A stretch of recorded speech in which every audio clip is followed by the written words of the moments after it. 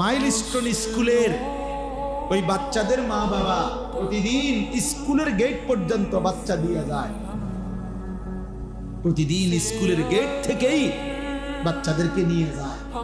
কেন?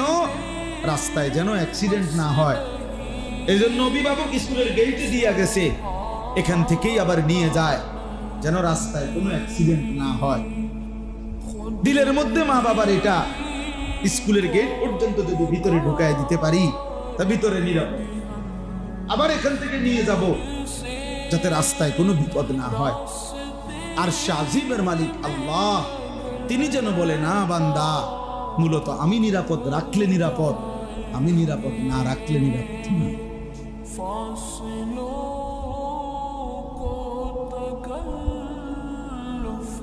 আমি নিরাপদ রাখলে রাস্তাও নিরাপদ, আমি নিরাপদ না রাখলে ঘরেও নিরাপদ।